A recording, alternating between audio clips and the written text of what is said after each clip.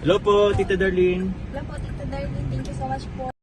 Hello, it's me, Darlene Vlog.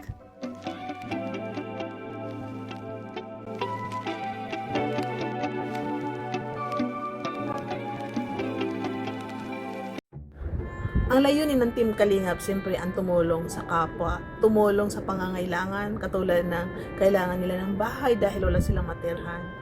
Tinutulungan yung mga batang nangangarap na may matapos pero wala silang financial.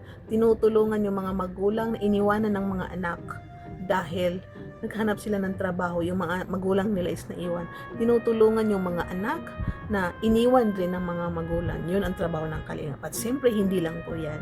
Ang isang programa ng Kalingap is ito rin. Tinutulungan yung may mga nararamdaman na iba-ibang mga sakit. Merong inoperahan dito sa liig, katulad yung kay Kenneth. Merong inoperahan sa mata. At siyempre, mayroong mga iba-ibang karamdaman sa katawan. May mga high blood, may mga diabetic, at kung ano-ano pa. Katulad nila itong mga depression. Marami dito sa Kalingap, mga charity vloggers, na may mga content po sila, vlog po sila, na may mga depression. Katulad nito ni Benty Boy. Ito sa taga Davao, nakalimutan ko, pag-comment po, yung may contention na tinalian sa tinalian for how long, no? Ilang years na tinalian.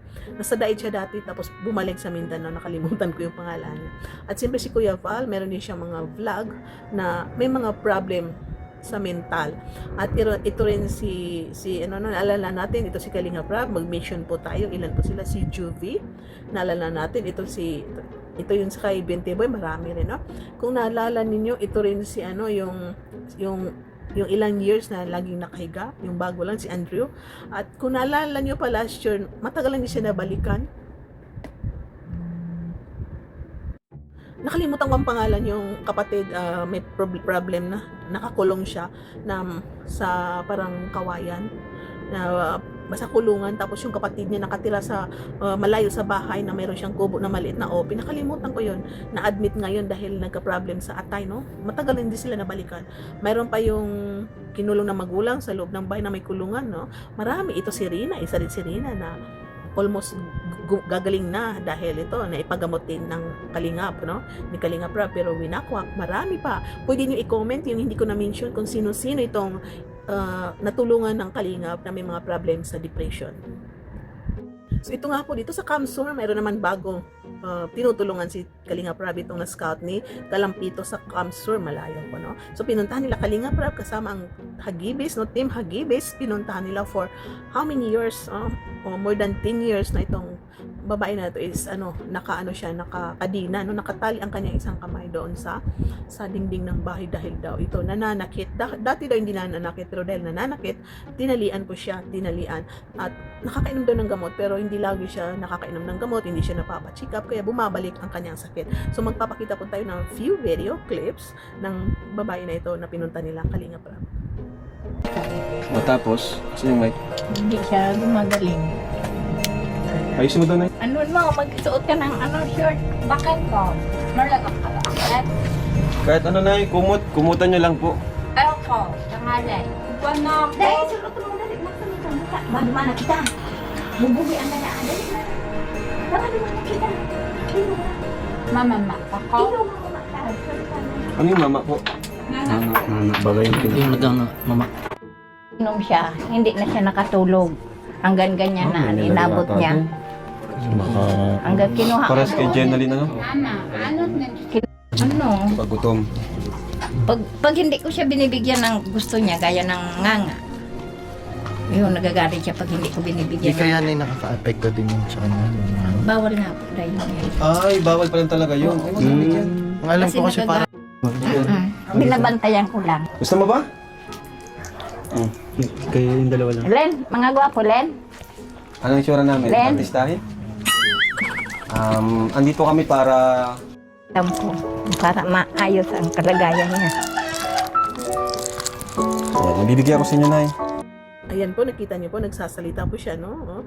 Na mayroon siya siguro kunting may alam, no, siguro masipalagay natin na okay siya for 5%, no, sa 100% 5% okay siya. So dito nakita natin itong Kalingap, no, na binabash, na ang nakikita lang yung mga love teams lang, nakikita ng minor aids daw, pero hindi nila nakikita ang programa ng Kalingap kung paano sila nagpatayo ng bahay. 252 na bahay. Ito kay Ingkit, pang 253 ito na pabahay.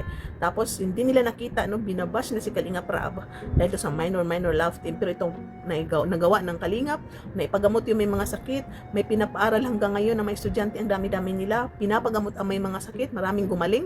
Si Joby, nakita niyo, magaling na yun, yung na-scout ni Kuya Ruben, no. So ito nga, no, so ito mga basher, no, na nagko-comment doon sa isang reactor, no, na binabas nila ang Kalingap. So sana magising sila sa katotohanan, itong programa ng Kalingap is para sa kabutihan, hindi para mapasama yung tinutulungan nila. So magbago na po tayo. Hindi ng ating pusa, nakiki-vlog po siya. So yun nga mga Kalingap, no, tama na po mga basher, huwag niyo na po iba si Kalingap Rab at Kuya Val. Tingnan po ninyo ang kanilang programa, ang kanilang natulungan, dahil maganda po ang kanilang hadikain. So kayo na nagko-content, huwag niyo na basahin nyo, huwag na kayo mag-focus sa comment section, ang binabasa lang ninyo yung mga negative.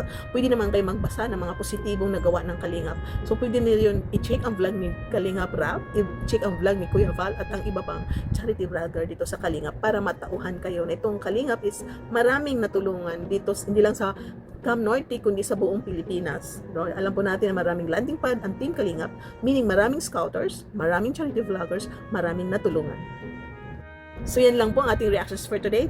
Tayong nagmamahal sa Team Kalingap, tuloy-tuloy lang po ang pagmamahal, suporta natin kay Kuya Val, kay Atina Vlogs, kay Kalingap Rab, ang tumutulong dito sa landing pad. Thank you sa lahat nagmamaraton ng mga vlog ni Kalingap Rab. Isalin nyo rin ang mga vlog ni Kalingap Jomar at siyempre Carla Topilar at kay Kuya Val. Thank you po sa nanonood sa ating mga reactions video. Paki-like ating video, paki-subscribe at siyempre shoutout sa inyong lahat, mga marathoners, mga sponsor. I love you all and see you in my next reaction video. Shoutout sa Karabang Karipaw. Bye and God bless. Keep smiling everyone. Mga Kalingap, suportahan natin Darlen Vlogs YouTube channel. Please subscribe. Mga Karaba, mga Kalingap, mga kadyong karagi ng samahan, reactor na maaasahan, siya si Darlen Vlogs. Sa Kalingap Radyo Balitaan, atin siyang nasisilayan, mabuti na kaibigan, solidong Kalingap niya. Siya ay matulungin sa kapwa, mga reaksyon niya kahanga-hanga. Siya si Darlen lang, samahan natin. Mga Kalingap, halikan at samahan natin siya. Darlen Vlog sa kanyang channel, samahan natin siya. Mahusay na reactor kasama sa balitaan, lalong-lalo na sa Joker kanyang sinuportahan. Mga Kalingap, suportahan natin Darlen Vlogs, Karaba, Kalingap Reactors, Kalingap Radyo Balitaan. Please subscribe Darlen Vlog.